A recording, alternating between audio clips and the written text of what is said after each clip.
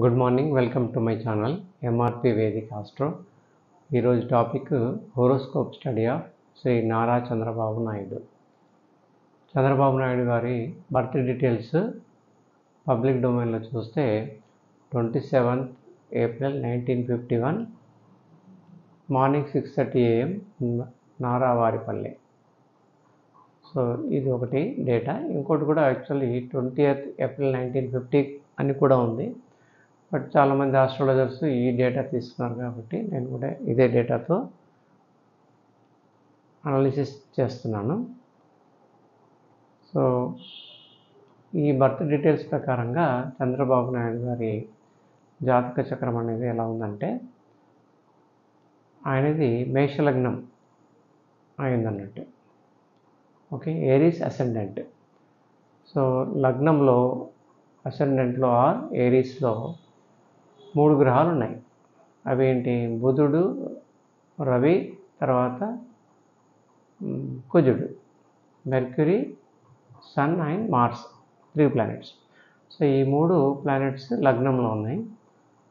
So అయితే బుధుడు, రవి ఈ కలయిక ఏదైతే ఉందో ఆయనకి మంచి యోగం అవుతుంది, బుధాదిత్య యోగం అనేది కలుగజేస్తుంది. తర్వాత రవి ఇక్కడ ఉచ్చస్థితిలో ఉన్నాడు.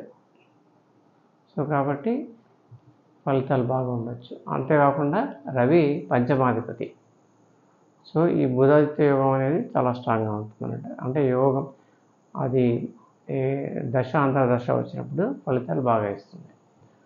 సో అంతేకాకుండా లగ్నంలోనే కుజుడు, మార్స్ ఉన్నాడు కాబట్టి, సో అది కుజుడి యొక్క స్వస్థానము అయింది కాబట్టి, సో చంద్రబాబు నాయుడు గారికి రుచిక మహాపురుష యోగం అనేది కలుగజేస్తుంది. సో ఆ విధంగా ఈ 3 గ్రహాలు లగ్నంలో ఉండడం వల్ల చంద్రబాబు నాయుడు గారి జాతకం చాలా స్ట్రాంగ్గా ఉందని చెప్పొచ్చు. సో దాని తర్వాత సెకండ్ హౌస్లో వీనస్ అంటే శుక్రుడు చంద్రుడి నక్షత్రంలో, రోహిణి నక్షత్రంలో ఉన్నాడు. పంచమంలో కేతు ఉన్నాడు, అది శుక్ర నక్షత్రంలో అంటే పుబ్బ నక్షత్రంలో ఉన్నాడు. 6th హౌస్లో శని, సాటర్న్ ఉన్నాడు. సో 6th హౌస్ సాటర్న్ పాపగ్రహానికి 6th హౌస్ మంచిది. ఈ లగ్నానికి శని పాపగ్రహమే. అయితే శని వక్రించున్నాడు కాబట్టి శుభుడవుతాడు, మంచి ఫలితాలు ఇస్తాడు ఆ దశ అంతర్దశ వచ్చినప్పుడు. అంతేకాకుండా శని ఉత్తర నక్షత్రంలో ఉన్నాడు, అంటే రవి నక్షత్రంలో ఉన్నాడు. సో శని దశ అంతర్దశ వచ్చినప్పుడు ఆయనకు మంచి ఫలితాలు ఇస్తాడు. అంతేకాకుండా రాజకీయంగా కూడా మంచి ఎదుగుదల, విజయాల్ని సాధిస్తాడు. ఓకే, తర్వాత చంద్రుడు చతుర్థాధిపతి అయిన చంద్రుడు వచ్చేసి పూర్వాషాఢ నక్షత్రంలో ఉన్నాడు ఇక్కడ. సో ఇక్కడ చంద్రుడు తర్వాత శుక్రుడు ఈ 2 గ్రహాలు నక్షత్రాధిపతి పరివర్తన యోగాన్ని కలిగజేస్తుంది. ఎందుకంటే శుక్రుడు చంద్ర నక్షత్రంలో ఉన్నాడు, చంద్రుడు శుక్ర నక్షత్రంలో ఉన్నాడు. తర్వాత రాహు లాభంలో గురు నక్షత్రంలో ఉన్నాడు, పూర్వభాద్ర నక్షత్రంలో ఉన్నాడు. సో రాహు శని క్షేత్రంలో ఉన్నాడు కాబట్టి శనిలాగా బిహేవ్ చేస్తాడు. సో శని మంచి స్థానంలో ఉన్నాడు, బలంగా ఉన్నాడు, మంచి నక్షత్రంలో ఉన్నాడు. అంతేకాకుండా రాహు కూడా నక్షత్రం భాగ్యాధిపతి నక్షత్రంలో ఉన్నాడు కాబట్టి రాహు దశ అంతర్దశ కూడా మంచి ఫలితాలు ఇచ్చి ఉంటాడు. తర్వాత గురువు గారు భాగ్యాధిపతి, వ్యయాధిపతి అయిన గురువు వ్యయంలో ఉన్నాడు, అంటే తన స్వక్షేత్రంలోనే ఉన్నాడు, శని నక్షత్రంలో ఉన్నాడు కాబట్టి సో గురువు కూడా మంచి ఫలితాలను ఇచ్చే ఛాన్సెస్ ఉన్నాయి. సో అయితే మనం ఇప్పుడు చూస్తే ఆయన దశ అంతర్దశలను చూస్తే చంద్రబాబు నాయుడు గారి లైఫ్ అనేది శుక్రమహాదశతో స్టార్ట్ అయింది. శుక్రమహాదశ అది మేబీ 5 years ఉంటుంది. దాని తర్వాత శుక్రమహాదశ తర్వాత రవి మహర్దశ వచ్చి ఉంటుంది, అదొక 6 ఇయర్స్. దాని తర్వాత అది చైల్డ్హుడ్డే కాబట్టి బాగానే ఉంటుంది. తర్వాత చంద్రమహర్దశ 10 ఇయర్సే. సో చంద్రమహర్దశలో కూడా బాగానే ఉంటుంది, ఆయనకి బాగానే ఉంటుంది.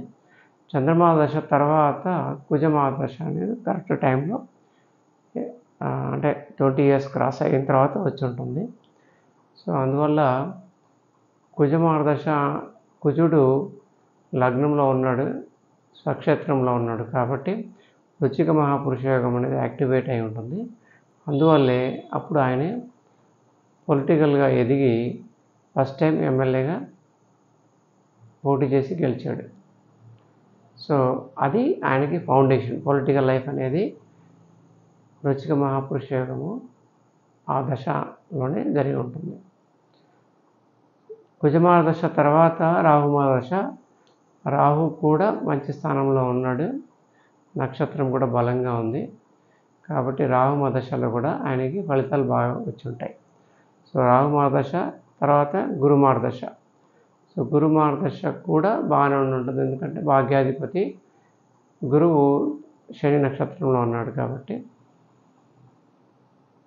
ఆ దశ కూడా బాగానే యోగించి ఉంటుంది. సో రాహు తర్వాత గురు మహర్దశలో ఆయనే 2 సార్లు ఎమ్మెల్యేగా, తర్వాత 1995 నుంచి 2004 వరకు సీఎంగా ఉన్నారు. దాని తర్వాత వచ్చేసి శని మహర్దశ ఆయనకి 2013లో స్టార్ట్ అయింది.